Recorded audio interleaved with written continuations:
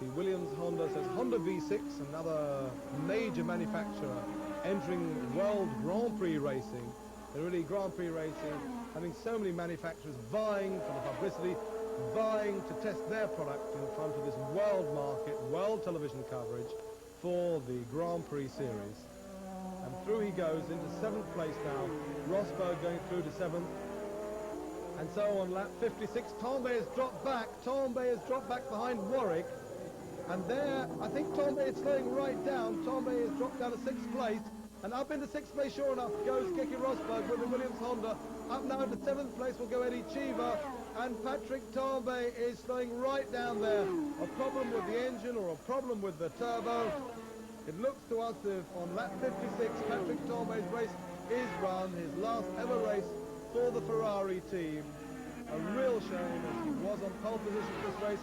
High, of course, and it's 3rd place early on. There is Patrick Tambay slowing down all the while. And yes, it looks to be a cutout perhaps of the turbo. He's driving across the track on the entrance to the S's, the exit of Clubhouse Bend. And there, Bruno Giacomelli's car. Bruno Giacomelli's car, I think, is on fire at the rear end. Oh, yes, it is. Look at that. Bruno Giacomelli's car is on fire. Does he realize it's catching a light? It's going up towards the Le Coq Bend. He's going to have to get towards the marshal's post. The marshals are running towards him. The flames are licking the back end of the Tolman Hart. Giacomelli must get out of that car quickly. It's sensation here at Kyalami. Remember, that car is still well full of fuel, and that car could go up like a blazing torch. This could be serious. The marshals are rushing to the aid of Bruno Giacomelli. Giacomelli must get out of the car. The rear of the car is alight. Giacomelli should be a little bit quicker. And there, the fuel being doused by the marshals. The fire extinguishers being sprayed all over that car. Look at this. 1st and 2nd. Piquet slowed right down. Could Piquet hit trouble? Nelson Piquet could be in problems here because Riccardo Patrese is right on his tail. It's all happening here in the last 10 laps of the South African Grand Prix. Could be a change of leadership. Could Nelson Piquet hit trouble? There's Riccardo Patrese. Where's Nelson Piquet? We can't see Piquet. Yes, Piquet is, or is he not, in 2nd place? Can Niki Lauda get past him? And there is Piquet in 2nd place. Patrese has taken the lead. In 2nd place now is Nelson Piquet. Well, could Piquet be in trouble? Because in 3rd place and closing in on 1st and 2nd place is Niki Lauda. The World Championship title run is not yet over. Sullivan is up into 9th place, of course, but all eyes on Nelson Piquet. There's Patrese. Where is Piquet? There is Piquet in 2nd place. Is Piquet in with a problem? We just don't know. And there is Alain Prost. Well, he is very interested in this, believe you me. René Arnoux, well, I shouldn't think he gives a damn, to be honest. But we could, because there is this battle now. It is 2nd, Piquet. 3rd is Lauda, and Lauda is taking 2nd place off Nelson Piquet, and it's all change here. So just 7 laps to go to the end of the South African Grand Prix. Patrese leads. Lauda is in 2nd place. Piquet is in 3rd place. Lauda is pulling away from Piquet. Is Piquet just slowing down on the side of caution, or could he be in problems? Remember, and look at this! Oh, Nelson Piquet goes back into 2nd place because out of the race goes Niki Lauda after an absolutely sensational race. And really, ladies and gentlemen, the South African Grand Prix is turning into quite a spectacular event in these dying moments of the World Championship. We still are not quite sure. And Andre de Chesris has got past Nelson Piquet. So de Chesris is now in 2nd place. Patrese leads. De Chesris is in 2nd place. Piquet is slowing in 3rd place. And so it's lap 77, the last lap of the South African Grand Prix. Riccardo Patrese has gone through. De Chesris is in 2nd place. Piquet is slowing in 3rd place. Can he make it round the last lap? He's less than 2 miles from the World Championship victory for himself, for BMW, and for the Parmalat Brabham team. And so Riccardo Patrese heading towards victory, his 2nd Grand Prix victory of his career. But all eyes are on the checkered flag. Here's Nelson Piquet in 3rd place. Nelson Piquet finishes 3rd and is the 1983 World Champion.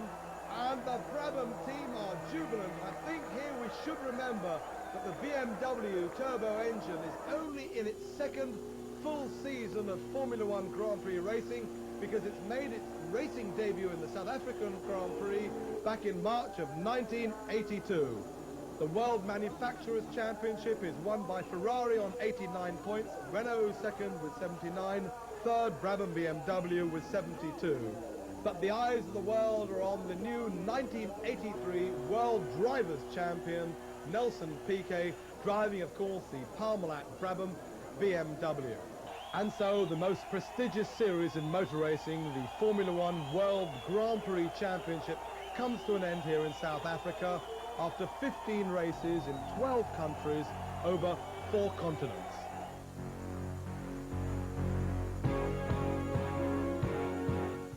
Ricardo, a great drive, your second win ever. Was this more thrilling for you than your Monaco win last year? No, was not more thrilling. I think Monaco was a little bit more a surprise than this one, because in a stage the race was coming very easy for us, especially the last part of the race. Also the beginning. I mean, we plan a race and we play the race how we plan. I mean, we didn't have any problem, me or Nelson. The car were perfect in any condition. Tires, Michelin, engine, BMW was perfect, the chassis was perfect. I mean, everything worked very well. If the point situation would have been where you had to give up a victory for Nelson to win the championship, what would you have done? Yes, it was already planned. The plan was Nelson started with less fuel than I did, and he had to go and lead the race, and I had to hold all the field just to give him a big lead. Yeah. And he had to lead the race, the first part of the race. At the end, if he had a comfortable lead like he had, and he had to save the car for the championship, just to control the race, I had the permission from the team to win the race, how it happened, and so we did. Otherwise, if we had to fight with other people, he had to win, or even if he was fifth and I was winning the race, I had to stop to let him to get one place to win the championship, and I was doing that, no problem. Alain Prost, how do you feel at this moment? I don't feel very bad, because I think I was not very lucky, but my car was not competitive, and I think the Brabham and Nelson were very, very strong, and I couldn't do nothing to win this championship, because they won the last 3 races with the Brabham. Brabham team is very good, Nelson is very strong, and I think I didn't lose by my fault. I think my car was not competitive enough. I noticed in the last corner before the straight you kept using different gears. Were you having trouble with the gearbox there? No, I had no problem with the gearbox, but I had a problem with the engine, and I was obliged to change down the gears, because my engine had no power in the low revs. Best of luck in '84. Yeah, I think we have to work a lot, because our car is not very, very good, and I hope to have a much more competitive car next year. You will be definitely staying with Renault. Yeah, I stay with Renault. We have to work. Nelson, a very tactical race. Was this your race plan, to pull out such a tremendous lead at the first half? Yes, we started the car very light with not much fuel, and we tried to make the people who run behind us and maybe blow up the engine or maybe finish the tires. We pull up the lead, and after we had the lead, we slowed down, and we did the race to win the championship. Were you in constant communications with your pit? Did you know what was going on with your competition? Exactly, all the time. They give all the board, all the signal, and they have no problem at all. So you're always computing that in your mind, what the points were and the positions and everything? Yes, I would look the second I have, what I could spare, or how come I could slow down. Nelson, personally, what does it mean for you to win your second championship? I tell you, it means a lot. I really want to win this championship for me. You know, let's see, the way in 1981, maybe I said I want to win for the team, for the mechanic, for everything. But now I really want to win for myself. And for sure, I will try to win several another one, because I think I'm just the beginning of motor racing.